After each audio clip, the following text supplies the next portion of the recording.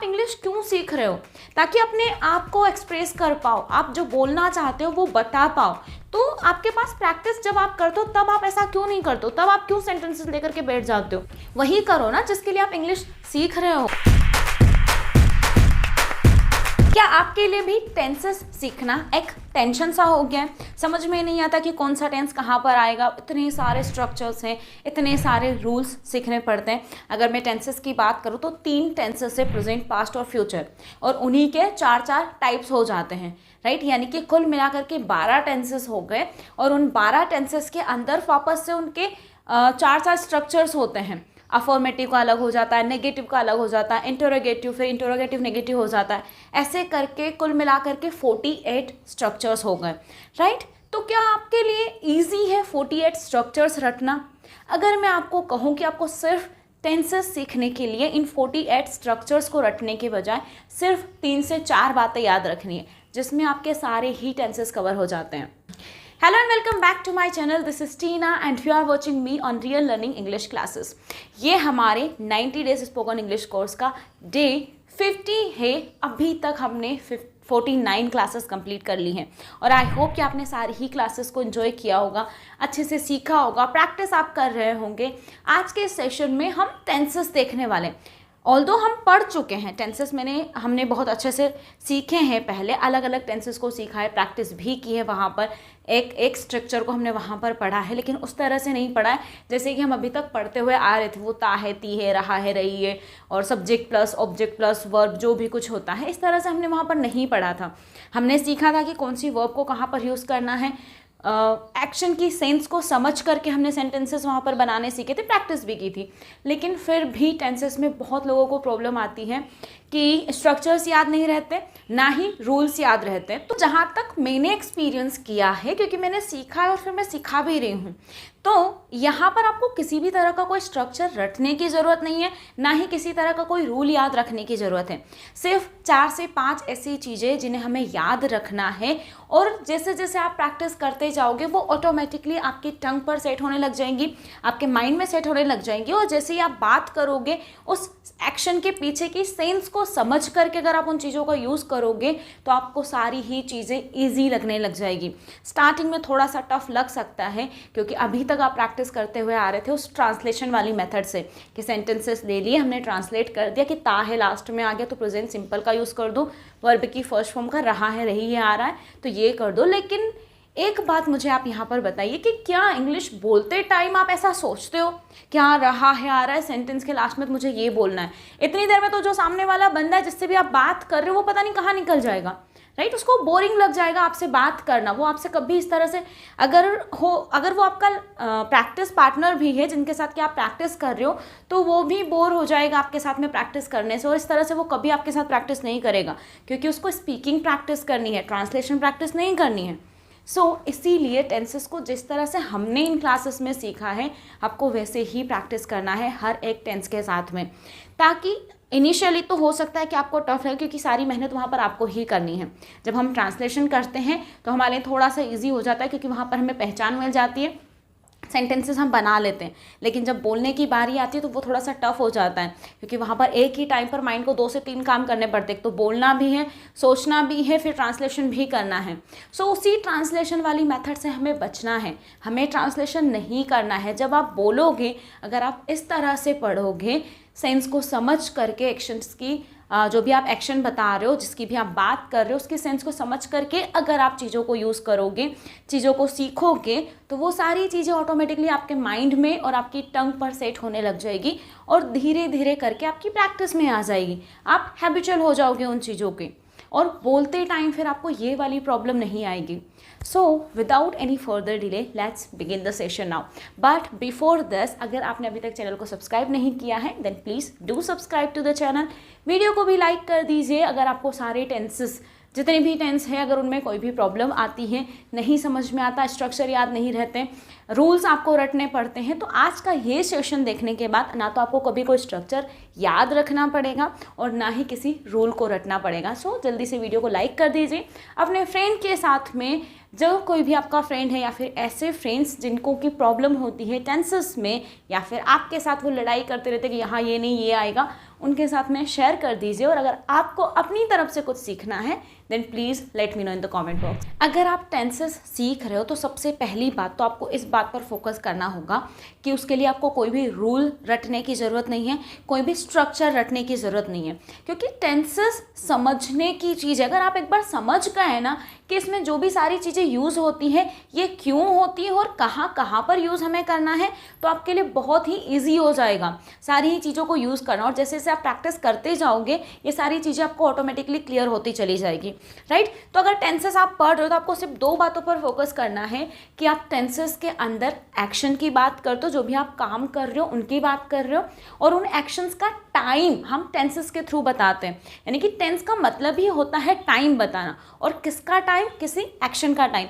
अब हम टाइम के कौन से टाइम की बात कर रहे हो, उसमें 3 टाइम की हम बात कर रहे हैं, प्रेजेंट, पास्ट और फ्यूचर।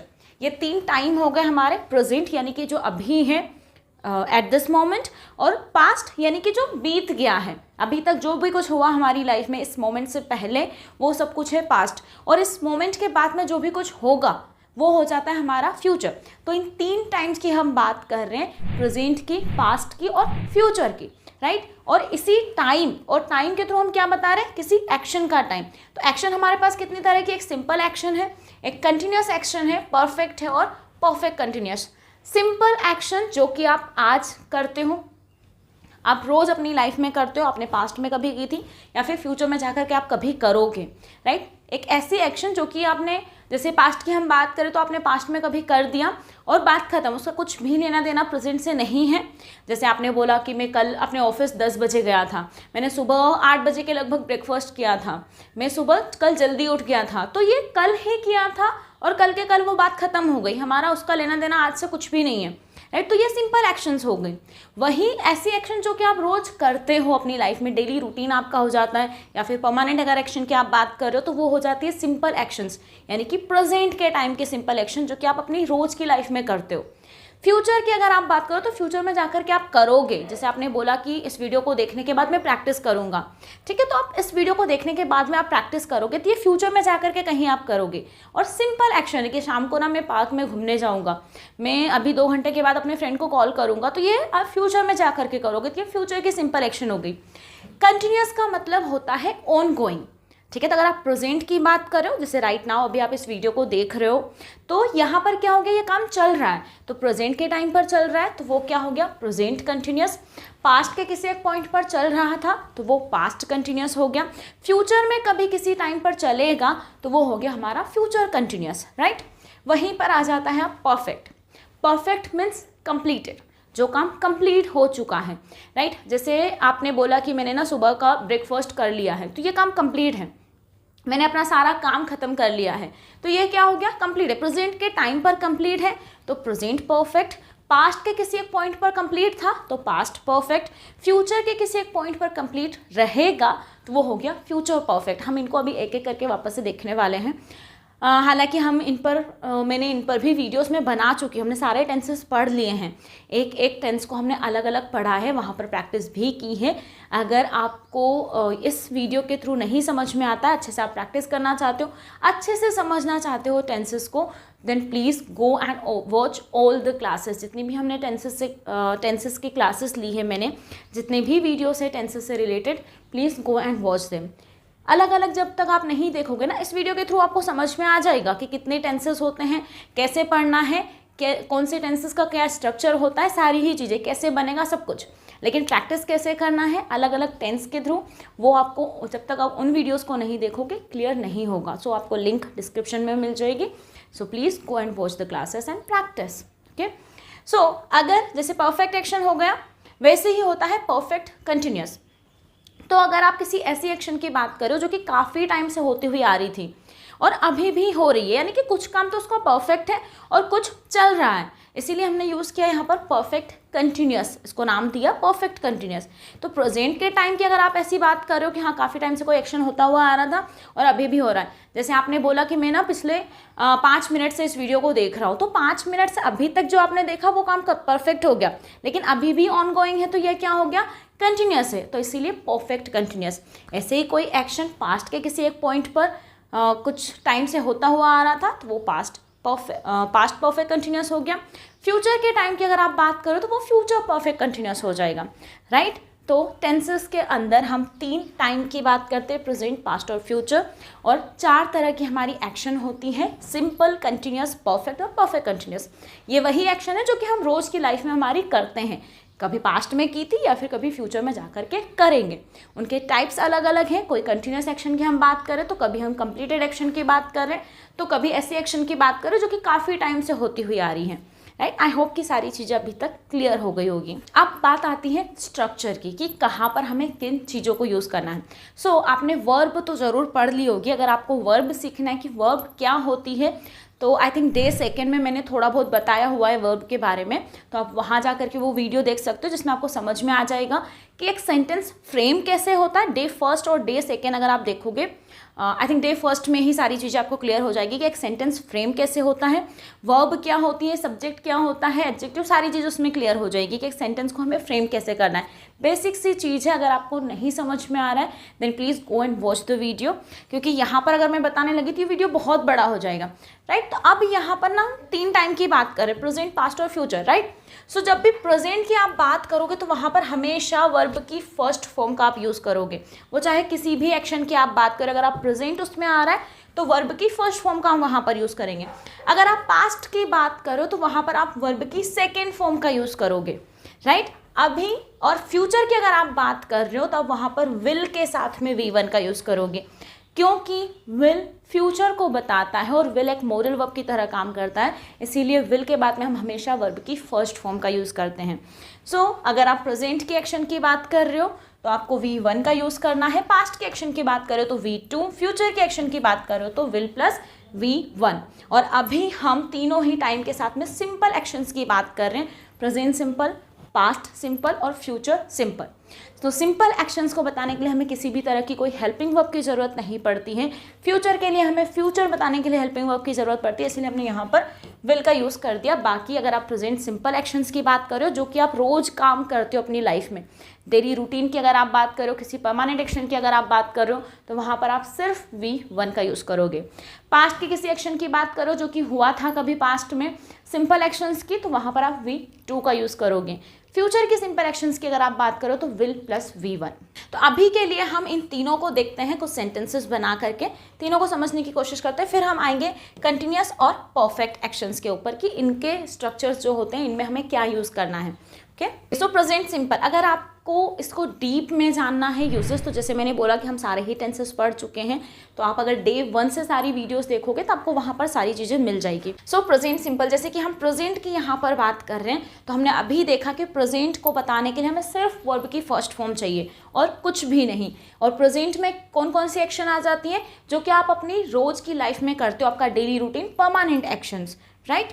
तो जैसे मैंने बोला I wake up early every morning, तो आई वेक अप वर्ब की फर्स्ट फॉर्म का मैंने यहाँ पर यूज़ किया। Next, the bus arrives at 8 o'clock, ठीक है। अब यहाँ पर एक ट्विस्ट है कि यहाँ पर हमने वर्ब में एस का यूज़ किया हुआ है, एस और ई एस का। वर्ब में एस और ई एस का यूज़ आप तब करते हो जब आप किसी थर्ड पर्सन सिंगुलर की बात कर रहे हो। पर्सन क्या होते हैं ये मैं पहले भी बता चुकी हूँ, first person, second person and third person. First person होता है बोलने वाला यानी कि स्पीकर, और सेकेंड पर्सन होता है सुनने वाला यानी कि लिसनर, और जो वो दोनों मिलकर के बात करे जिस भी किसी के बारे में, वो हो जाता है हमारा थर्ड पर्सन। तो जैसे कि मैं बोल रही हूँ, I am the first person, you are listening to me, so you are the second person, and we are talking about the bus, कि बस कितनी बजे आती है, 8 बजे आती है। सो बस हमारी क्या हो गई, थर्ड पर्सन हो गई, और एक है, इस वजह से हमने यहाँ पर एस और ई एस का यूज़ कर दिया, राइट। तो जब भी आप किसी थर्ड पर्सन सिंगुलर की बात करोगे तब वहाँ पर वर्ब जो है हमारी मेन वर्ब, उसमें एस या ई एस का यूज़ कर दोगे।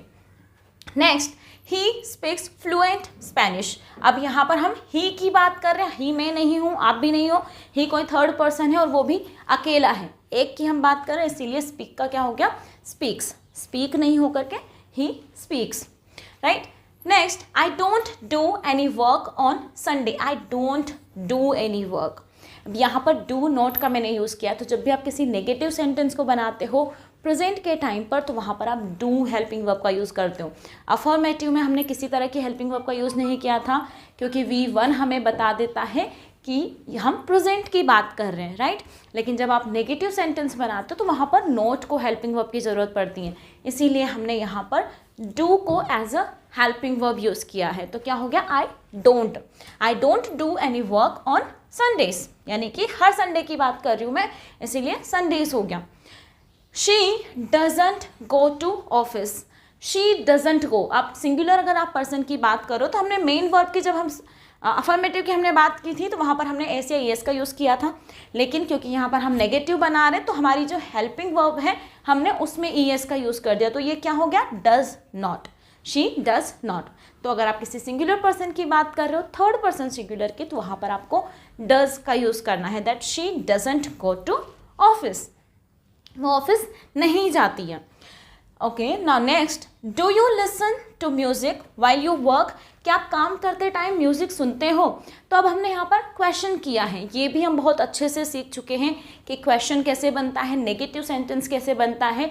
हर टेंस के लिए आपको अलग अलग नेगेटिव और इंटरोगेटिव स्ट्रक्चर रटने की ज़रूरत नहीं है, सिर्फ आपको एक बार सीखने की ज़रूरत है कि जब भी कोई नेगेटिव हम सेंटेंस बनाते हैं तो हेल्पिंग वर्ब के बाद में नॉट का यूज़ कर देते हैं, और इंटरोगेटिव बनाते हैं तो जो हमारी हेल्पिंग वर्ब रहती है, ये वाली हेल्पिंग वर्ब, ये सब्जेक्ट से पहले चली जाती है। ये भी हम सीख चुके हैं। अगर आपको ये जानना है कि कैसे क्वेश्चन बनता है, नेगेटिव सेंटेंस कैसे बनता है, then link as a description, go and watch the video, वहाँ पर आपको सारी चीज़ें समझ में आ जाएगी, अलग से स्ट्रक्चर रटने की ज़रूरत नहीं पड़ेगी।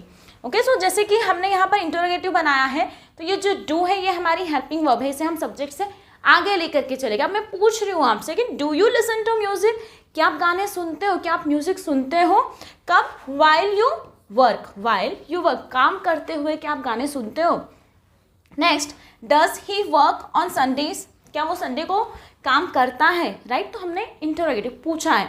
सो आई होप कि आपको प्रेजेंट सिंपल क्लियर हो गया होगा कि जब भी आप किसी परमानेंट एक्शन की बात करते हो, जो कि आप या तो रोज़ करते हो, हफ्ते में एक बार, 2 बार, साल भर में एक बार, लेकिन करते हो, आपके डेली रूटीन में वो आती हैं, तो उस वाली सेंस में आप वहाँ पर वर्ब की फर्स्ट फॉर्म का यूज़ करते हो। ओके, नाउ पास्ट सिंपल, ठीक है। पास्ट सिंपल के लिए हमने भी देखा, पास्ट के लिए हमें यूज़ करना है V2 का, क्योंकि सिंपल एक्शंस की बात करें तो अगेन हम इसमें कोई भी हेल्पिंग वर्ब की ज़रूरत नहीं है, और यहाँ पर चाहे सिंगुलर पर्सन हो, सेकेंड पर्सन हो, फर्स्ट पर्सन हो, थर्ड पर्सन, कोई सा भी पर्सन हो, उसके साथ हम V1 V2 का ही यूज़ करेंगे, राइट। तो जैसे फर्स्ट सेंटेंस है यहाँ पर, she danced at the party last night की हम बात करें, ये कल उसने पार्टी में डांस किया था, पास्ट की बात है, उसका प्रेजेंट से कोई लेना देना नहीं है, सिंपल एक्शन हम बता रहे कि हाँ ऐसा कुछ हुआ था पास्ट में, राइट। सो हमने सेकेंड फॉर्म का यहाँ पर यूज़ कर दिया। Next, she didn't attend the meeting yesterday, यानी कि उसने कल मीटिंग अटेंड नहीं की थी, तो नेगेटिव बना रहे हैं, इसीलिए हमें यहाँ पर हेल्पिंग वर्ब की ज़रूरत है। तो डू की जो सेकेंड फॉर्म होती है वो होती है डिड, और पास्ट बताने के लिए हमें सेकेंड फॉर्म की ज़रूरत पड़ती है, इसीलिए हमने डू की सेकेंड फॉर्म का यहाँ पर यूज़ किया हुआ है डिड। अब जब हमने हेल्पिंग वर्ब में डिड का यूज़ कर दिया है सेकेंड फॉर्म का, तो अगेन हमें वर्ब की सेकेंड फॉर्म लेने की ज़रूरत नहीं है, अब वापस से हम यहाँ पर वर्ब की फर्स्ट फॉर्म को ही यूज़ करेंगे, right. Next, did she visit her friend yesterday, क्या वो अपने फ्रेंड के यहाँ उसे मिलने के लिए गई थी। तो हम क्वेश्चन पूछ रहे हैं कि क्या उसने ऐसा कुछ किया था, तो इसीलिए हमने हेल्पिंग वर्ब को सब्जेक्ट से आगे लेकर के चले गए, that did she do this, क्या उसने ऐसा कुछ किया था, वर्ब की फर्स्ट फॉर्म, क्योंकि हमने डिड का यूज़ कर दिया यहाँ पर as a second form. Okay, next है फ्यूचर सिंपल, ठीक है। अब यहाँ पर भी हम सिंपल एक्शंस की बात करें, ऐसी एक्शन जो कि फ्यूचर में जाकर के आप कभी करोगे। तो अभी हमने देखा था कि फ्यूचर को बताने के लिए हमें विल की ज़रूरत पड़ती है, यानी कि विल से हम बताते हैं फ्यूचर, और विल के साथ में हमेशा वर्ब की फर्स्ट फॉर्म। सो हमने यहाँ पर V1 का यूज़ किया हुआ है। सो जैसे फर्स्ट सेंटेंस है यहाँ पर, he will start his new job next week, यानी कि नेक्स्ट वीक ऐसा कुछ होगा फ्यूचर में जा कर के, इसीलिए हमने यहाँ पर यूज़ कर दिया will plus V1। Next, I will not meet you at the cafe tomorrow, यानी कि मैं आपसे कैफ़े में कल नहीं मिलूंगा, नेगेटिव है। अब यहाँ पर हमारी जो हेल्पिंग वर्ब है वो विल है, तो इसीलिए हमने विल के बाद में नॉट का यूज़ कर दिया, दैट विल नॉट। और विल नॉट को आप कॉन्ट्रास्ट में वॉन्ट भी बोल सकते हो, that I won't meet you at the cafe tomorrow, I won't meet you. Next, will the company launch a new product next year, क्या कंपनी नया प्रोडक्ट लॉन्च करेगी नेक्स्ट ईयर, तो हम पूछ रहे हैं यहाँ पर कि क्या ऐसा कुछ होगा, इसीलिए हमने विल को आगे लेकर के चले गए, क्योंकि विल हमारी यहाँ पर हेल्पिंग वर्ब है। सो इसीलिए मैं बोलती हूँ कि आपको अलग से किसी भी स्ट्रक्चर को रटने की जरूरत नहीं है कि अफर्मेटिव के लिए क्या बनेगा, नेगेटिव के लिए क्या आएगा, इंटरोगेटिव के लिए क्या आएगा। सिंपल सी एक बात है कि जो भी आपकी हेल्पिंग वर्ब्स हैं वो आपको ना टाइम बताती है एक्शन का, कि ये कौन से टाइम पर हो रही है। जो मेन वर्ब है वो एक्शन का टाइप बताती है कि ये कौन से टाइप की एक्शन है। लेकिन प्रेजेंट में और पास्ट दोनों की सिंपल एक्शंस की अगर आप बात करते हो तो जो वर्ब की फर्स्ट फॉर्म है वो टाइम भी बता देती है और टाइप भी बता देती है कि एक्शन का टाइम क्या है और एक्शन का टाइप कौन सा है। और जो V2 है वो पास्ट की सिंपल एक्शन का टाइप भी बता देती है और टाइम भी बता देती है। लेकिन फ्यूचर का टाइम बताने के लिए हमें विल का यूज़ करना पड़ता है। तो हेल्पिंग वर्ब का हमने यूज़ किया, तो हेल्पिंग वर्ब के बाद में ही आपको नॉट का यूज़ करना है और हेल्पिंग वर्ब को ही क्वेश्चन बनाने के लिए आगे लेकर के जाना है। ओके, सो अभी तक हमने प्रेजेंट, पास्ट और फ्यूचर तीनों की सिंपल एक्शंस के बारे में बात की है। अब मैं चाहती हूँ कि एक्चुअली अगर हम इसी वीडियो में कंटिन्यूअस परफेक्ट और परफेक्ट कंटिन्यूअस को भी लेकर के आएंगे तो वीडियो बहुत ही लंबा चला जाएगा और आपको प्रैक्टिस करने के लिए टाइम नहीं मिल पाएगा, और ना ही इतनी सारी चीज़ें अगर आप एक साथ में समझने की कोशिश करोगे तो सारी ऊपर से निकल जाएगी। सो अभी के लिए ट्राई कीजिए कि अपने पास्ट, फ्यूचर और प्रेजेंट तीनों से रिलेटेड जितनी भी सिंपल एक्शंस हैं आप उनके बारे में बात कर पाओ, कि आपको बताना है कि आपके प्रेजेंट जो है आपका डेली रूटीन क्या है, क्या करते हो आप, क्या नहीं करते हो, सारी ही चीज़ें। पास्ट में आपने क्या क्या एक्शन की थी, क्या नहीं किया था, वो सब कुछ आप बता सकते हो। फ्यूचर में आप क्या करोगे, क्या नहीं करोगे, वो सारी चीज़ें बता करके आप प्रैक्टिस कर सकते हो। कभी भी सेंटेंसेस में अपने हर वीडियो में लगभग अपने हर वीडियो में मैं ये बोलती हूँ कि आपको सेंटेंसेस ट्रांसलेट करके प्रैक्टिस नहीं करना है। अगर ट्रांसलेट करके प्रैक्टिस करोगे तो सिर्फ सेंटेंसेस ही बनाना सीखोगे।